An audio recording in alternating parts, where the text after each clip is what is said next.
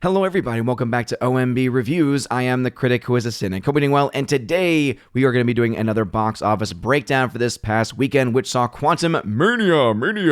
Sorry, my voice is a bit trashy. Caught something from the little guy. But Quantumania has the worst drop ever for any MCU title, though not nearly as high as they were projecting. They were saying it could be anywhere from 70 to 72%, and it ended up coming in around 69%.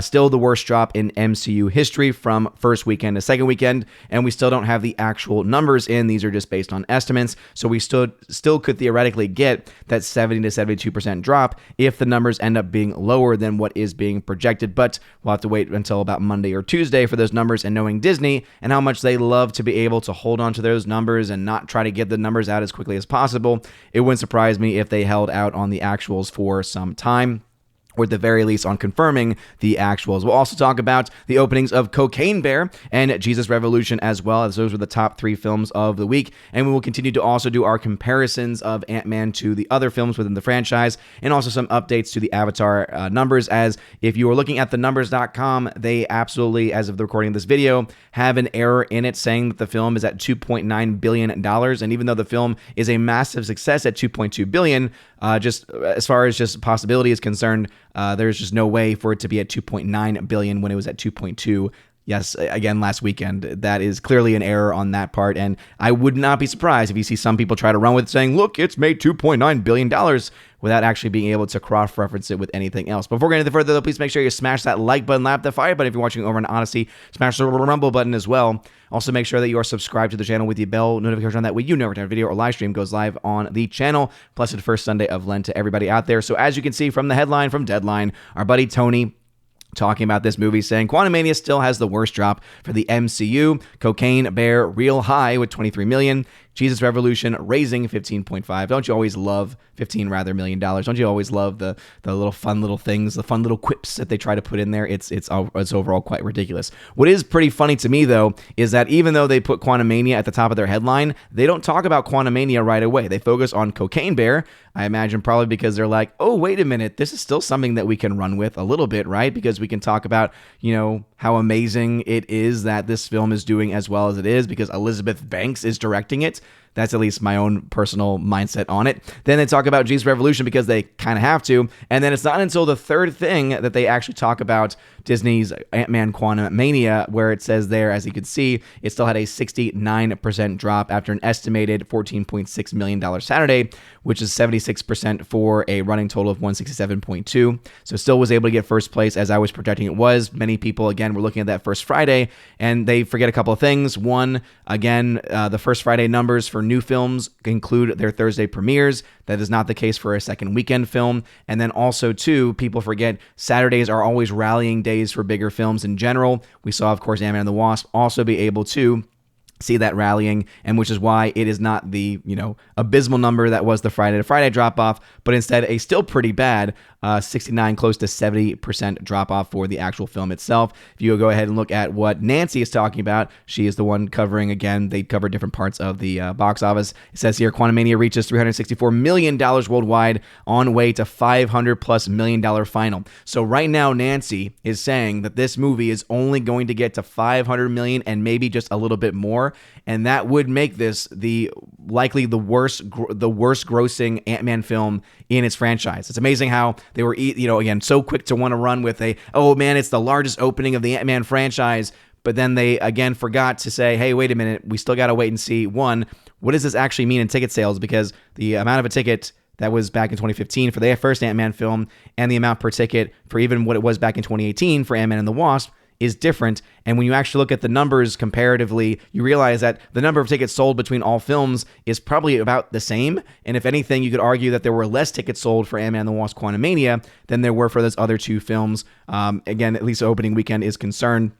or at the very least, there's a good argument to be made for that. Either way, though, things are just not looking very good for this franchise and also not looking good for the MCU going forward because $500 million is what I have as its break-even point. Some people have $600 million as its break-even point. If this film is barely going to get to $500 million or cross $500 million and get maybe $11 million in profit, which would be kind of the lowest end of the range that I have for this movie as far as profits are concerned, that is abysmal, right? It's still making your money back and it's still making a quote a little bit of profit, but ultimately when everything comes down to it, it is definitely not worth, again, especially compared to the $200 million investment you put into film to only get $11 million back when all is said and done. Looking at the other films for the weekend, though, we saw Ant-Man and the Wasp, of course, take the number 2 spot. As you see here from the numbers, they just rounded it up to 70%. So Deadline's trying to use, I guess, the more mathematical number, even though it's technically 70%. We'll see if that changes at all over the course of the next few days, but $32.2 million bringing his total domestic to 167. So very, very bad numbers, a terrible drop, not just for Ant-Man, but for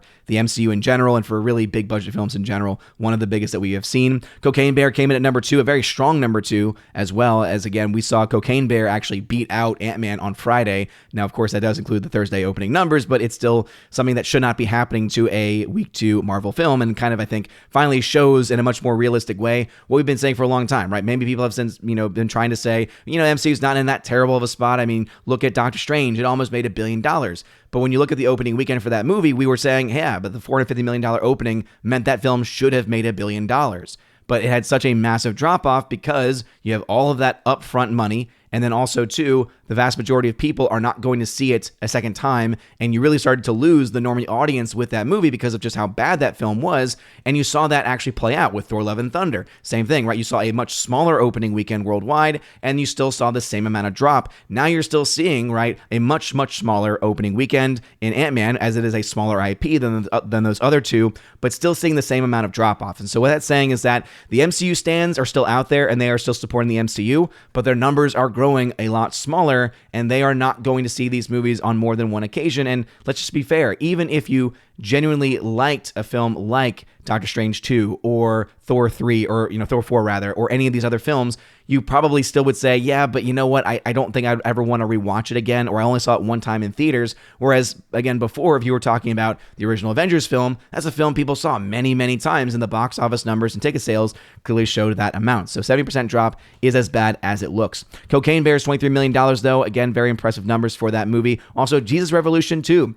$15.5 million coming out at less screens, but still getting about the same per screen ratio compared to Cocaine Bear as well. So I know that there are a lot of people that are probably big fans of this or wanting to see this film do well. I don't really have a genuine interest in a film like this personally. Whenever it comes to films that try to tell stories about Jesus that are made by companies that tend to, again, go in directions that aren't really within the Roman Catholic understanding of the concept of Jesus, it always is something that I kind of am wary of because they usually tend to be pretty corny, and even if the production value for this film is better than what other films have been previously, like It's Not a God's Not Dead, for instance, it's still something where I would probably be cringing more than anything else. It's just not my kind of movie. I'm much more interested in the Passion of the Christ type story versus anything else. Avatar: Way of Water continuing to be in the top 5, dropping another 28%. As you can see, it is slowly starting to bleed theaters, but the $4.7 million it's made this weekend is still very impressive. However, it is also showing us that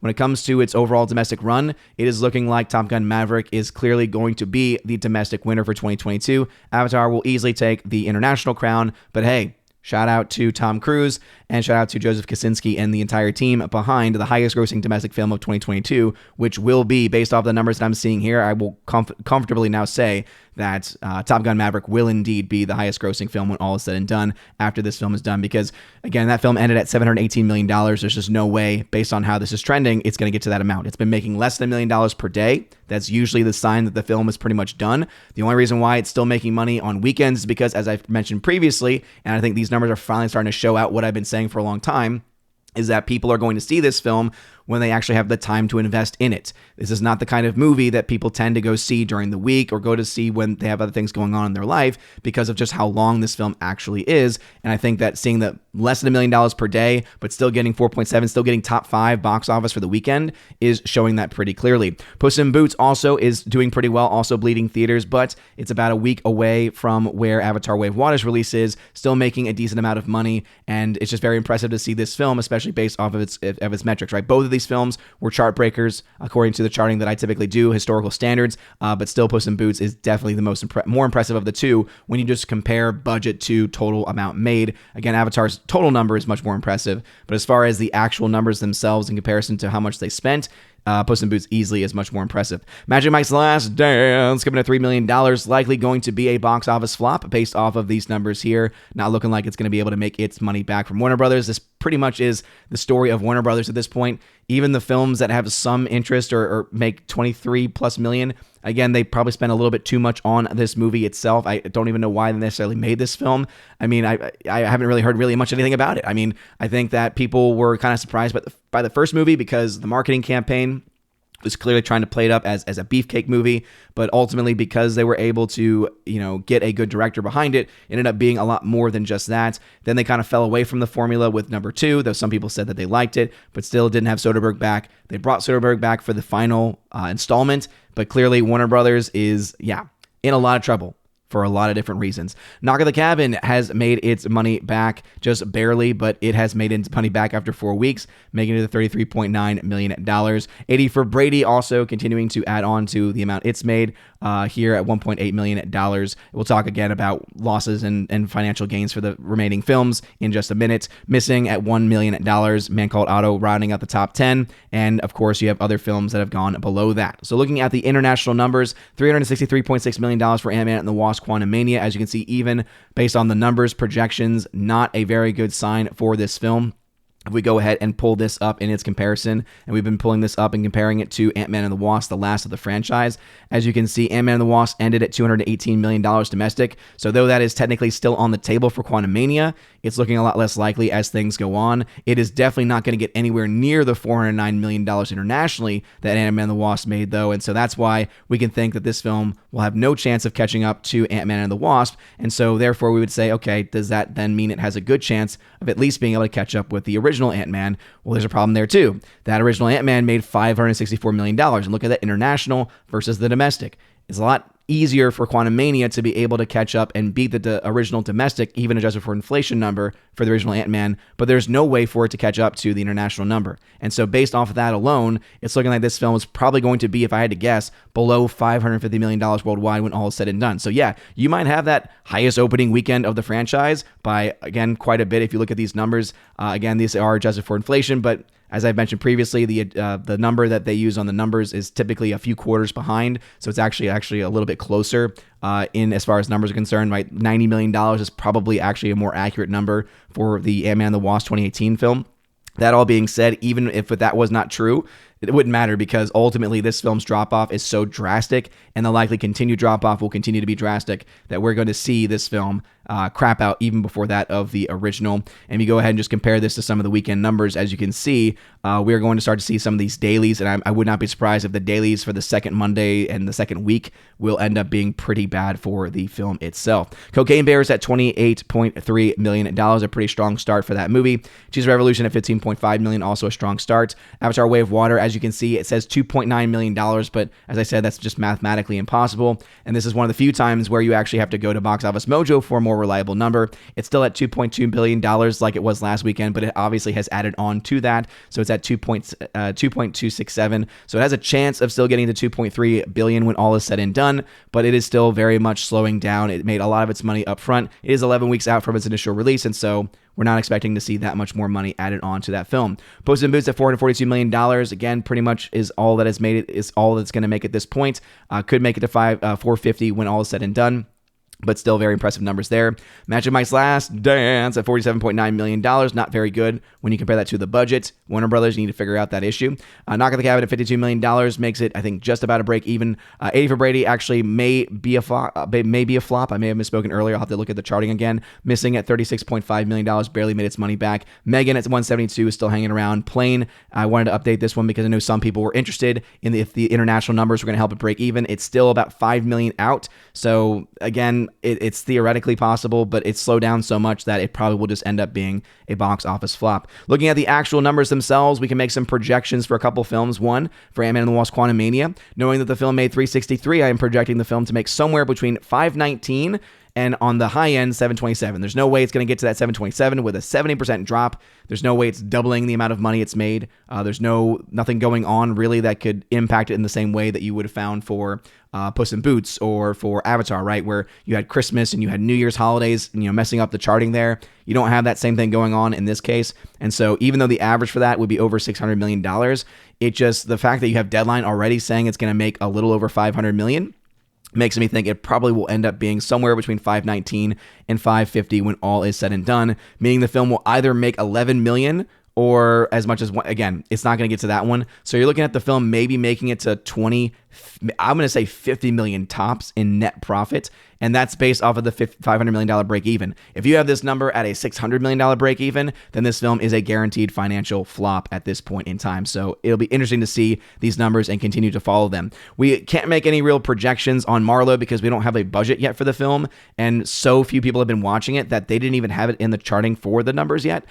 So let's just say the film's chances of making money, probably not all that much. You go ahead and look at Magic Mike's Last Dance. As you can see, $41.7 million in the red. No way of that coming back. Knock at the Cabin, barely breaking even there. 80 for Brady, $20 million in the red. Probably won't make that back either. So again, we continue to see a lot of box office flops. And this is showing us that, yes, though films like Avatar and Top Gun Maverick can bring people out to the theater, it does not mean that the theaters are back. And also, it does not mean that Hollywood can get away with the same things that they did prior to the pandemic. People are a lot more aware of how they spend their money, especially in the midst of recession and inflation and all these other things. So they need to actually start giving good stories, right? Getting good stories, promoting them well, and actually giving audiences what they want to go see. Or otherwise, they're going to continue to spend more than they should and end up losing a crap ton of money in the process.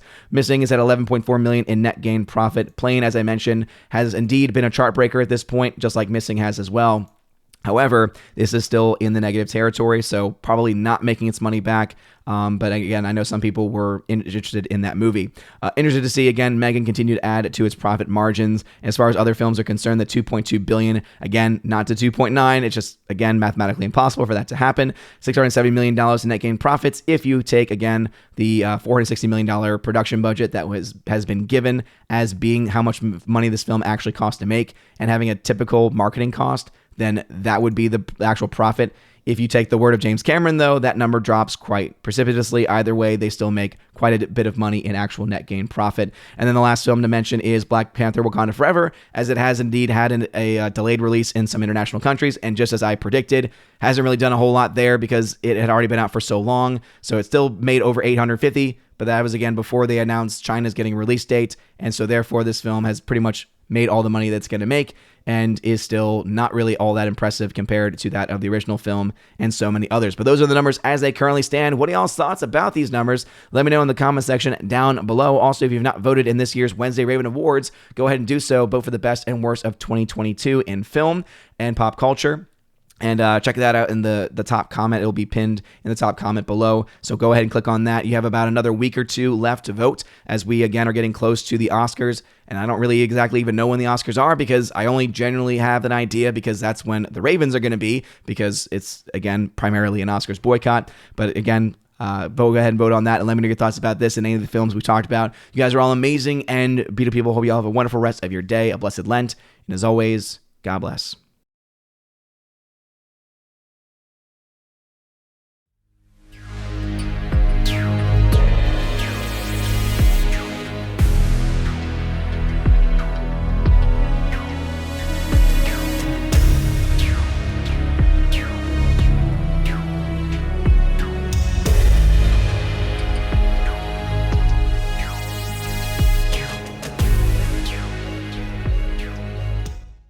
And now for a huge special shout out to all of my Patreon, locals, and Subscribestar members who are at the Keeper the Bifrost level and above, starting off with Father Luca Illick, Garrett Searles, Chris from the 80s, who you can check out over on YouTube by the same name, Hymir Irie Hymason, Joe Horn, Jonathan Carney, Orange at Reviews, who you can check out at his YouTube channel by the same name as well, Laura, the Modern Major General Story, Rosetta Allen, who you can check out at her YouTube channel, Eagle Rider, and Miss Martin Muses, which goes by the same name on YouTube. Thank you all very much for supporting me over on Patreon. And also for my Subscribestar peeps, we got Matt317. Check out his Twitch channel by the same name. Fast Reaction, Mr. Roy, J-Rod the Beer Guru, and ZK-Man, who you can check out over at xtheboundaries.co. And a special shout out to the R. And also, lastly, to my locals members, starting off with Miss Minnesota Hockey Fan, How About a Hockey Player, J.H. Schwalbach, Brett D90, and the amazing lawyer Robert Barnes. Thank you all very much for supporting me for the month of February. You guys are all fantastic. If you want your name shouted out, access to exclusive podcasts, and exclusive giveaways, check out the top link in the video description below. Anyway, you guys are all great. Have a wonderful rest of your day, everybody. And as always, God bless.